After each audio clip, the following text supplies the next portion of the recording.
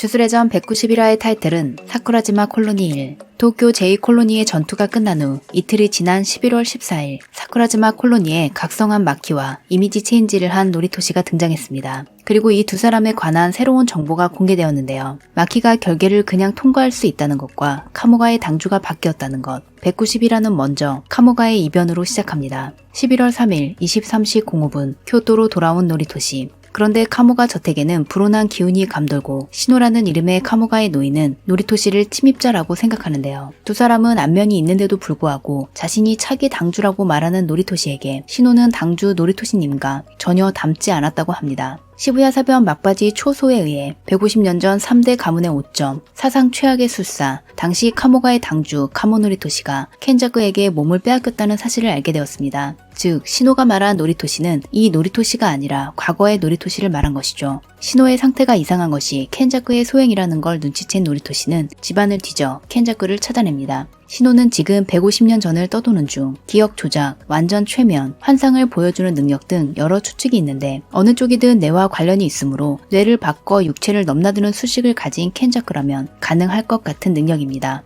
그리고 이전 영상에서 말씀드린 것처럼 그는 자신의 수식과 게토의 주령 조술뿐만 아니라 적혈 조술을 포함해 다수의 수식을 가지고 있을 가능성이 있기 때문에 그중 하나일지도 모르겠네요. 노리토시가 카모가에 돌아온 이유는 총간부가 이미 켄자쿠의 꼭두각시가 되었을 가능성이 있기 때문에 공식 팬북에 따르면 카모가는 주술계 상층부와 가장 가까운 가문으로 총간부의 다수는 보수파, 그 보수파를 이끄는 것이 카모가입니다. 그런 카모가의 전 당주인 카모노리토시가 시부야 사변, 고조 봉인, 사멸 회우의 주범과 동일 인물이라면 총간부는 이미 카모노리토시, 켄자쿠와 같은 편일 가능성이 높다고 생각한 것입니다. 그러나 시부야 사변 후 주술 총간부로부터 내려온 통지 1. 게토 수구루의 생존 사실을 확인, 재차 사형을 선고한다. 현재 켄자쿠는 게토의 몸을 잇고 있기 때문에 만약 그가 총간부를 지배하고 있다면 게토, 즉 자신의 사형 집행 명령을 내릴 리가 없습니다. 그래서 노리토시는 아직 총간부 내에 켄자쿠의 지배를 받지 않는 사람이 있다고 판단, 발언권이 있고 신뢰할 수 있는 가쿠간지 학장에게 탄원해서 총간부의 통지를 철회하도록 하려고 했습니다.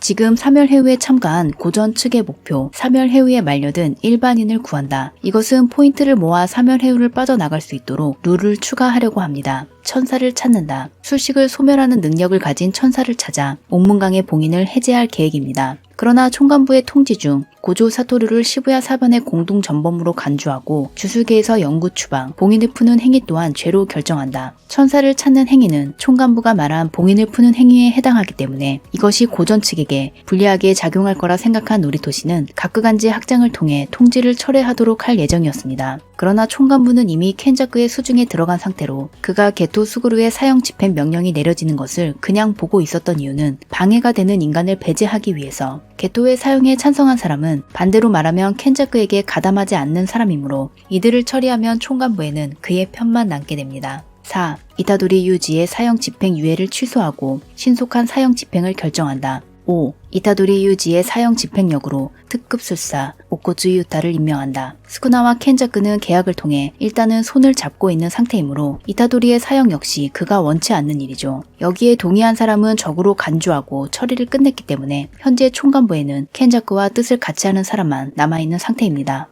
총간부가 켄자쿠의 수중에 들어갔다는 것은 보수파의 모체인 카모가도 그의 수중에 있다는 것. 카모가의 25대 당주는 켄자쿠가 되었습니다. 그러면 아마 간단히 노리토시를 죽일 수 있지만 노리토시가 살아도 별 위협이 되지 못한다고 생각해 그를 그대로 보내주는데 이 부분은 복선이라는 생각이 듭니다. 그리고 장면이 바뀌어 사쿠라지마 콜로니, 뭔가 묘한 기척의 주령이 하늘에서 내려옵니다. 엄청난 속도로 마키에게 돌진한 주령, 너무 빠른 나머지 준 1급 술사인 노리토시의 눈으로는 따라잡을 수 없을 정도였는데요. 주령의 정체는 바로 아움 속의 술사, 노네의 남자, 제닌 나오야입니다. 지난주 190화가 공개된 후 나오야 부활은 넷상에서도 큰 화제가 되었습니다. 주령이 첫 등장하면서 사용한 단어가 분명 표준어는 맞는데 칸사이에서 많이 사용하는 이미지가 있고 코가네가 혀를 찼을 정도로 성격이 나빠 보였죠. 그리고 주령이 침입한 콜로니에 마키와 노리토시가 있던 것도 우연이라고 하기엔 상황이 잘 맞아떨어졌습니다. 먼저 술사가 사후 저주가 될 수 있다는 설정은 주술의 전 사권에서 노리토시의 발언으로 알게 된 사실로 그 후 츠쿠모 유키 역시 술사가 사후 저주가 될 수 있다고 했습니다. 사후의 저주로 변하는 걸 막기 위해서는 주력으로 죽이거나 주술적으로 시체 처리를 해야 합니다.